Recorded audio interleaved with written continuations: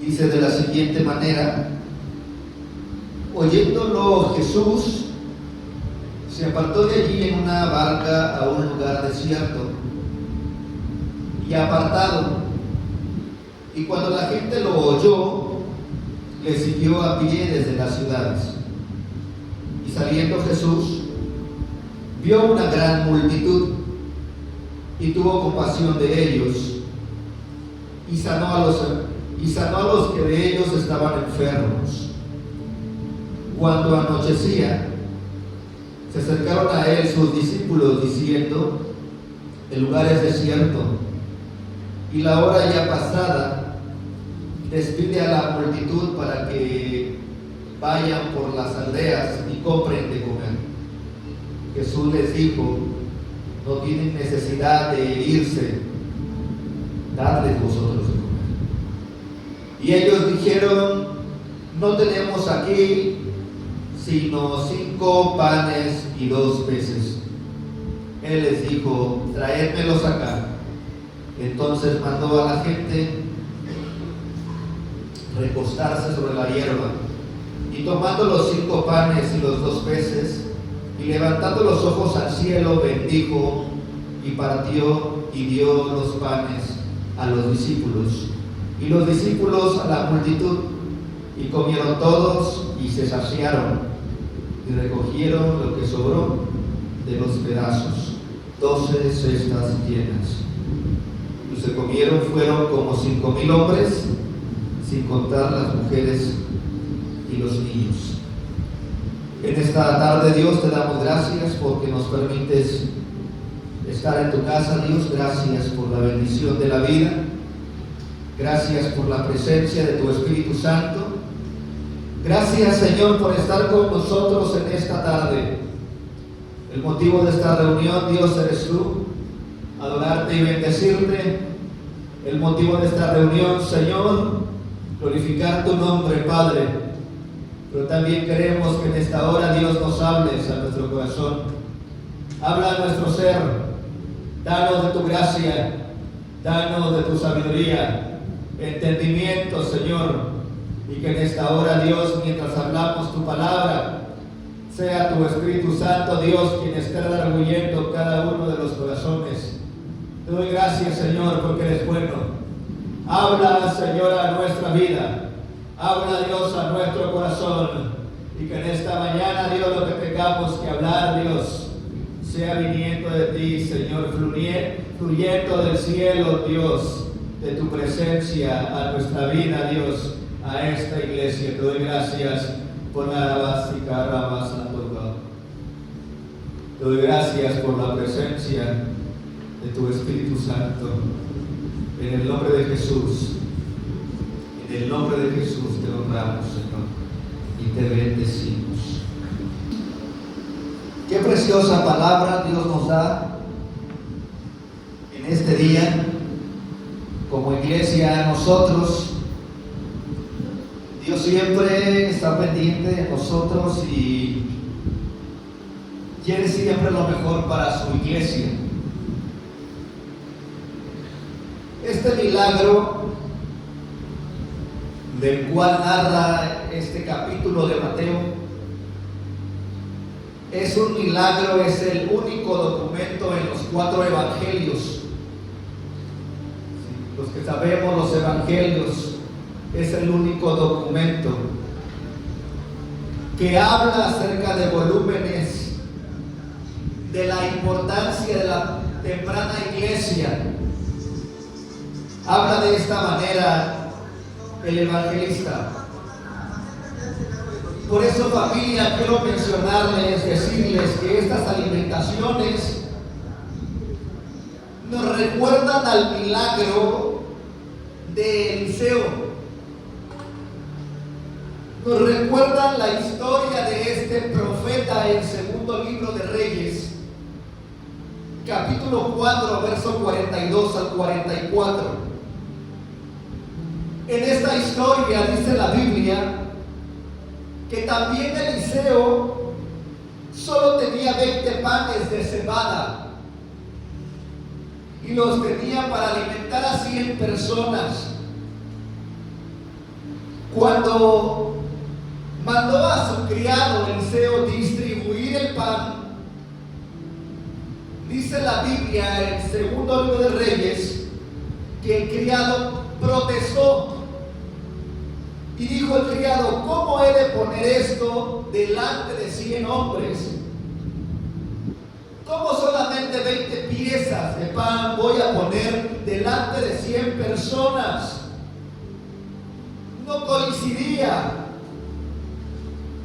Eliseo el profeta volvió a replicar el mandato, prometiendo el profeta como un profeta de Dios, con el respaldo de Dios, dijo: comerán y sobrará. Dijo el profeta Eliseo. Después de ello, el criado, dice la palabra, distribuyó el pan. Lo distribuyó, dice, y la gente comió y sobró, tal como el profeta lo había prometido. Siempre la palabra de Dios en el Antiguo Testamento se hacía verdad en la boca de los profetas. Siempre la palabra se hacía verdad, respaldada por Dios, se cumplía en la boca de los profetas. Por eso, familia, hoy en día la palabra de Dios tiene que cumplirse en la boca de la iglesia, como hijos suyos que somos. La unión, familia, entre las dos historias es aún más fuerte con la mención de los panes de cebada en Juan 6:9. Por eso vale la pena anotar que ambos, Eliseo y Jesús, Eliseo era tipo de Cristo. Eliseo y Jesús incluyeron a otros. Por ejemplo, Eliseo incluyó al criado y Jesús incluyó a sus discípulos para cumplir sus milagros. Qué importante, iglesia, saber esto, que nosotros como iglesia, como creyentes, somos instrumentos en las manos de Dios. Dice la Biblia que Él nos eligió a nosotros y no nosotros hemos elegido a Jesús. Eliseo eligió a su criado y Jesús eligió a sus discípulos. Por eso, familia, hoy quiero que entendamos que Dios nos quiere incluir a nosotros como sus seguidores. Dios nos quiere incluir a nosotros para cumplir sus propósitos. ¿Cuánta razón tenía el salmista cuando escribe y dice: Jehová cumplirá su propósito en mí? Dios quiere incluirnos a nosotros para que seamos partícipes de sus milagros. Dios quiere incluir a la iglesia para que podamos ver sus milagros, su gloria, como dice la Biblia. Estas alimentaciones de las que hablamos también nos recuerdan, iglesia, al maná en el desierto. Al maná en el desierto, Éxodo 16, Números 11, son las referencias. Esto nos recuerda de cómo Moisés estaba rodeado en el desierto de gente hambrienta y sedienta. Cómo Moisés conducía a todo un pueblo con esa gran necesidad en el desierto. Es Éxodo 4, dice que Dios hizo llover pan del cielo para que el pueblo recogiera y comiera cada día según la porción que se fuese a comer durante el día. Dios hizo llover el maná, el pan del cielo, para que el pueblo recogiera y comiera. Isaías 55, 10 y 11 dice: porque como descienden de los cielos la lluvia y la nieve y no vuelven allá, sino que riega la tierra y la hace germinar y producir, y da semilla al que come y pan al que siembra, así será mi palabra que sale de mi boca. No volverá a mí vacía, sino que hará lo que yo quiero, dice el Señor, y será prosperada en aquello para que la envíe. Iglesia, decirles que Dios ha sido bueno en proveernos la comida física. Dios ha sido bueno en alimentarnos con su palabra. Por eso Isaías dice que su palabra no volverá vacía.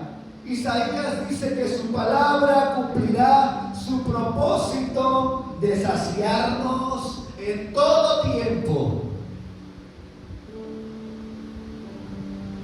Es importante escuchar la palabra, es importante leer la Biblia, es importante leer la palabra, porque Dios ahí nos habla de manera constante a nosotros. Mateo 4:4 dice que no solo de pan vivirá el hombre, sino de toda palabra que sale de la boca de Dios. Y el Salmo 119, 103 dice que la palabra es dulce a nuestro paladar, más que la miel a nuestra boca.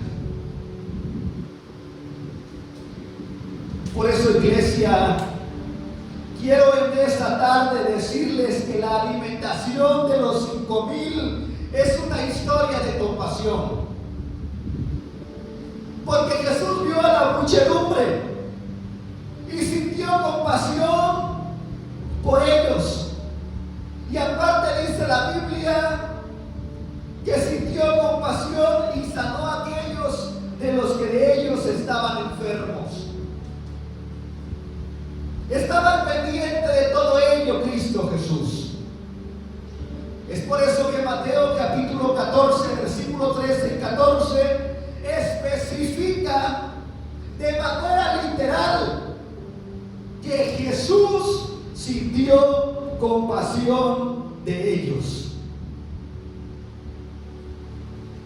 Dice versículos 13 y 14: y oyéndolo Jesús se apartó de allí en un barco a un lugar desierto y apartado.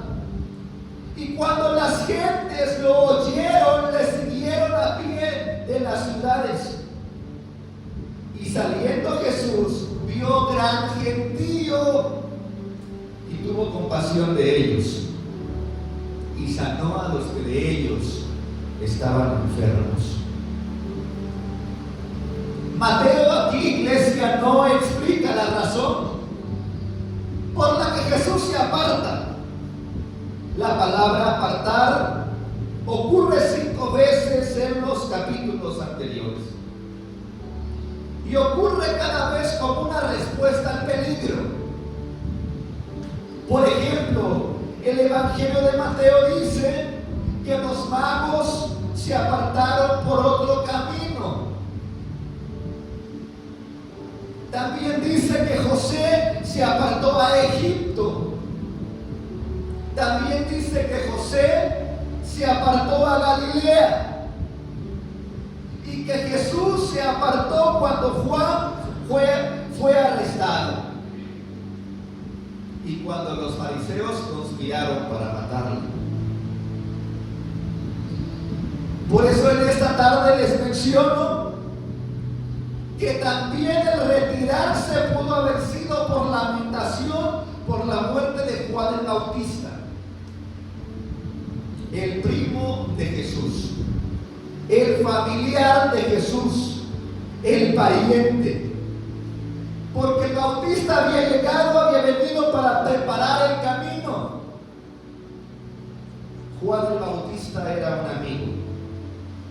era un colega de confianza y era un miembro de la familia. Quizás fue la razón de ese apartarse en ese momento que pasó al otro lado y el gentío le seguía.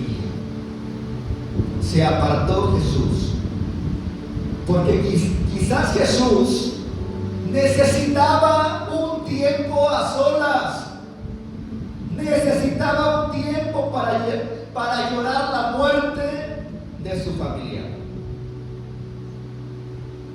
Jesús necesitaba un tiempo para sanar, para llevar su proceso, y también requería un tiempo para prepararse, un tiempo de comunión con su Padre, porque le seguía mucha gente, gran multitud. Se apartó y le seguía mucha gente. Por eso les digo que Jesús no podía atender a una multitud, no podía atender a todo un gentío si primero él no estaba bien espiritual y emocionalmente. No lo podía hacer. Como iglesia y como discípulos del Señor, necesitamos estar sanos nosotros. La iglesia necesita estar sana emocional y espiritualmente. Aquí en esta narrativa Jesús tiene muchos motivos para estar enfadado con la muchedumbre, porque interrumpen su soledad. Pero de esta forma no sucede, porque Jesús siente compasión por ellos y siente la necesidad de sanar a los enfermos.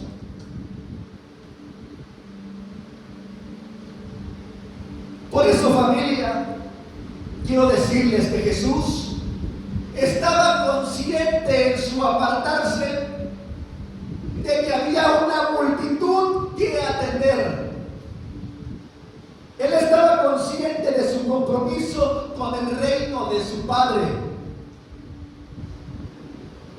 A veces nos invaden muchas situaciones, muchas adversidades, presiones en nuestra vida cotidiana y muchas circunstancias que atravesamos como cristianos, como humanos, y nos enfrascamos en la problemática reciente y nos olvidamos que hay afuera una multitud, hay una familia, hay una persona, hay una iglesia, hay un grupo en mi liderazgo, en mi cargo que atender. Y Jesús estaba consciente de su compromiso con el reino de su Padre. Por eso en Mateo capítulo 14, versículo 15 al 17, dice: y cuando anochecía, se acercaron a él sus discípulos diciendo: el lugar es desierto y el tiempo es ya pasado. Despide a las gentes para que se vayan por las aldeas y compren para sí de comer. Y Jesús les dijo: no tienen necesidad de irse, dadles vosotros de comer. Les recuerda a los discípulos el compromiso que tienen, al igual que él, de ser sus seguidores, con la misma responsabilidad que él tenía con el Padre y con el reino. Les recuerda a los discípulos: no tienen por qué irse, denle ustedes de comer. Y ellos dijeron: no tenemos, primero resaltando la negativa. Solamente hay 5 panes y 2 peces. Me impresiona esta parte de no tenemos, Por eso, familia, quiero decirles que los discípulos, al igual que Jesús, sintieron compasión por la muchedumbre y percibieron esa gran necesidad que había en ese momento. El lugar es desierto y ya es tarde. Le dijeron ellos: despídelos, despídelos, Jesús. ¿Quién era quien mandaba ahí? ¿Jesús o los discípulos? ¿De qué se trataba en esta situación? En sumisión, en sujeción. ¿Por qué le ordenan los discípulos a Jesús que despidiera?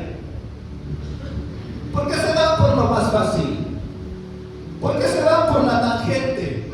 ¿Por qué se van de esa manera? Para que se vayan y tengan dónde comprar comida para ellos. Sí era preocupación, pero había solución en las manos de Dios. Muchas veces, iglesia, pasa de esa forma en nuestras vidas. Sabemos que Cristo es solución, pero nos olvidamos de esa solución que Cristo puede darnos a nosotros. Él tiene poder para hacerlo. Él tiene poder para resolver problemas. Él tiene poder para sanar enfermos. Él tiene poder para proveernos. Él tiene poder para darnos. ¿Por qué los discípulos le dicen: despídelos? Por eso aquí los discípulos se olvidaron de que Jesús era el maestro. Y ellos se olvidaron de que eran los discípulos. Y que Él era el que daba las órdenes. Se apartó, pero estaba consciente que dejaba un buen equipo de trabajo. Se apartó para que ellos atendieran las necesidades. Y Jesús estaba apartado. Los motivos podrían ser muchos. Olvidaban de que ellos eran los discípulos y que Él era Jesús, el Hijo de Dios, y que Él daba las órdenes. Los salmos dicen que Jesús es nuestro pastor y que nosotros solamente somos ovejas de su prado.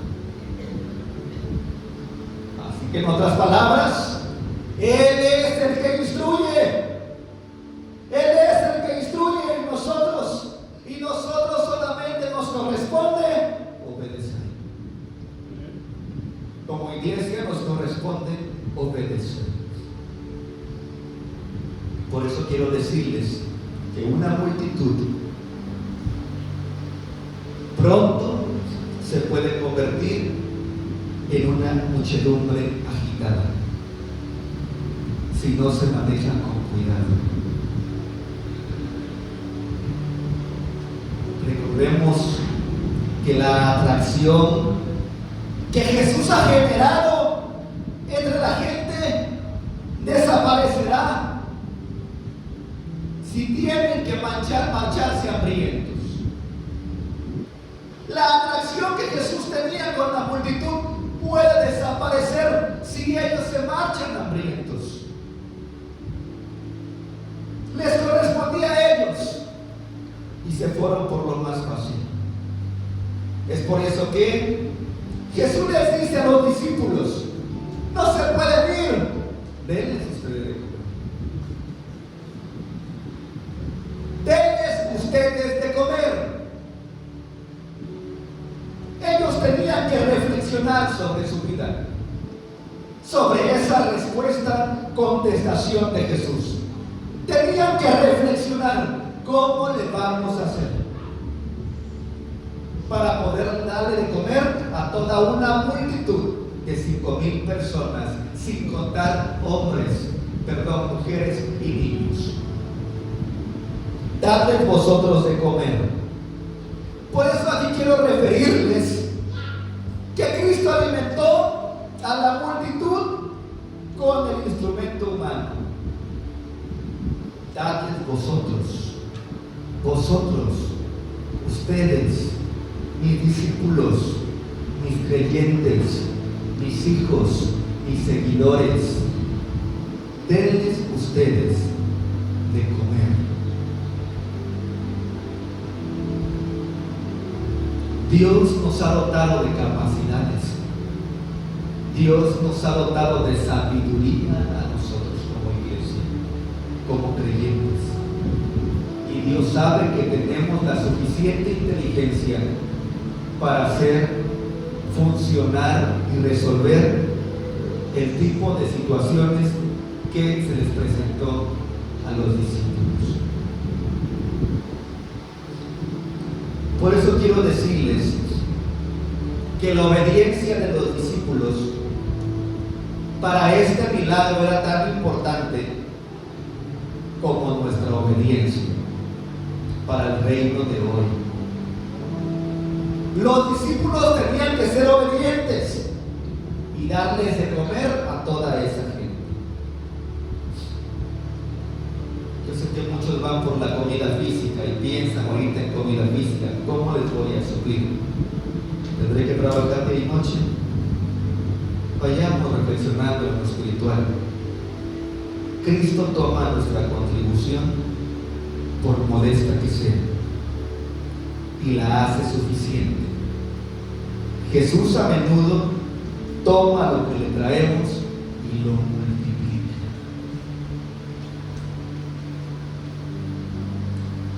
Hoy no solo hablamos de suplir necesidades. No solamente hablamos de suplir necesidades. Hablamos de que debemos dar a Dios lo que tenemos. Por ejemplo, nuestras pocas fuerzas. Porque Él multiplica al que no tiene ningún uso. Por ejemplo, nuestra poca disposición. Porque nadie la tiene al 100%. Pero con la poca que podemos ofrecerle, la poca, Él la multiplica. Nuestra poca obediencia, porque no la tenemos al 100% con Él, y Él multiplica nuestra obediencia, como lo hizo con los panes y los pececillos. La orden a la frase fue: dad vosotros de comer. Por eso, familia, continúa siendo un reto para los cristianos de hoy en día. Vivimos en un mundo lleno de gente hambrienta y sedienta, con muchas necesidades. Y hoy Dios nos dice: dadles de comer. La respuesta de los discípulos es que no enfatizan lo que tienen, dudan de lo que tienen. Aquí vemos que los discípulos no ven ninguna posibilidad, solamente ven un problema en ese momento. De repente, alguna situación, solamente vemos la magnitud del problema y no vemos la posibilidad que Dios puede hacer en ese momento con la situación. Solamente enfatizan problemas, pero cuando enfatizan, cuando ellos se van al grano y dicen: solo tenemos 5 panes y 2 pececillos, entonces la situación cambia. Por eso, iglesia, hoy quiero que seamos enfáticos y le digamos a Dios: solo hay esto, y Dios sabrá cómo usarlo para su gloria.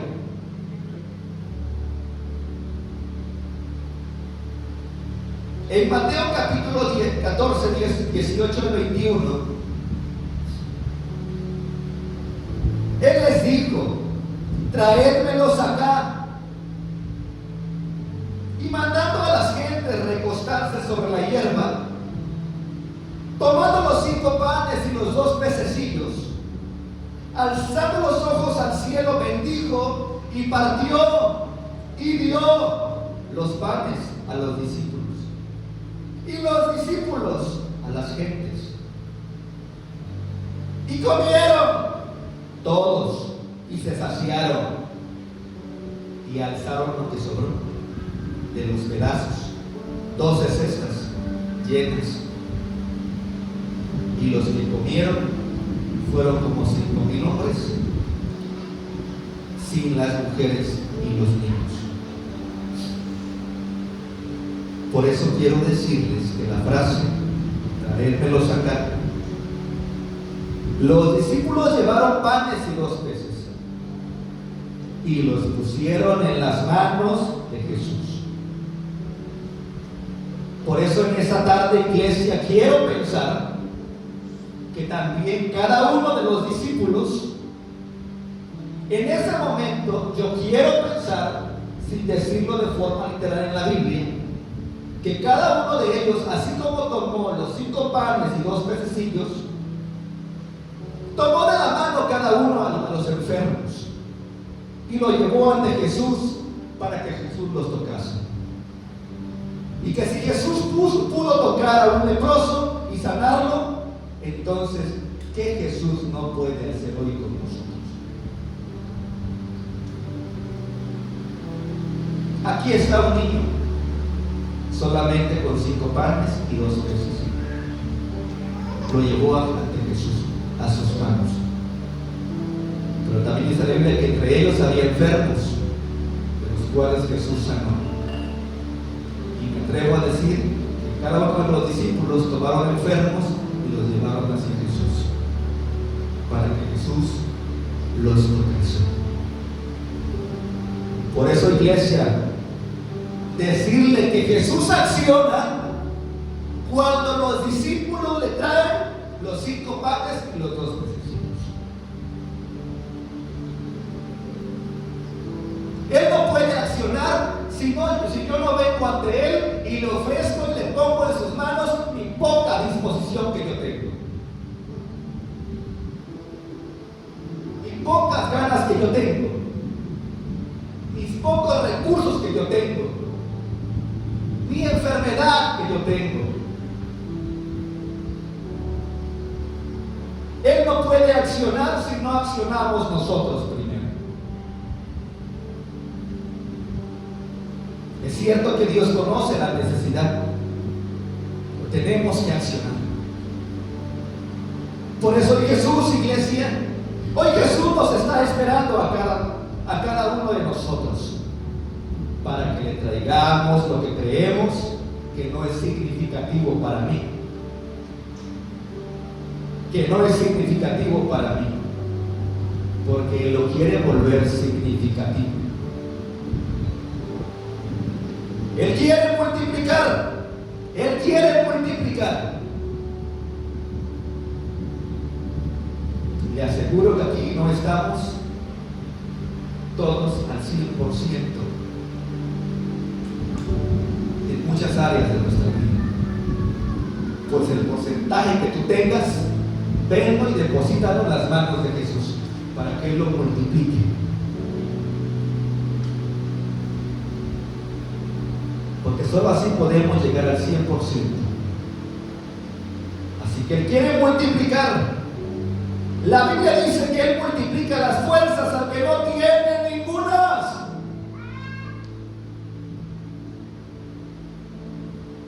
Por eso te invito, familia, a que traigas lo que deseas tú que sea multiplicado. Ven y deposítalo en las manos del autor y consumador de nuestra fe. Hoy te invito a que si está aquí algún enfermo y sabes, ven y tráelo. No importa si eres tú mismo, hoy Dios quiere tocarte. Trae a ese enfermo, porque las manos de Jesús quieren hacerlo. Discípulos con Jesús eran un equipo. Eliseo con su criado eran un equipo. Y Dios obra milagros cuando hay esa solidaridad para poder trabajar. No podemos salir a la multitud sin antes estar a solas con Jesús y ser sanos de las emociones y de manera espiritual. Pero hoy Dios está aquí para que le entreguemos en sus manos lo que creo yo que es insignificante para mí. El Dios a quien creemos quiere volverlo significativo. Reconozco, no soy 100% obediente. No soy 100% como Dios quiere que yo sea. Pero lo que yo soy, ese porcentaje mínimo, lo deposito en las manos de Cristo, para que Él lo multiplique y empiece yo a ser como Él quiere que yo sea. Dios quiere obrar milagros, pero quiere que tú seas partícipe y hagas equipo en el reino de los cielos. Te invito a que estés sobre tus pies.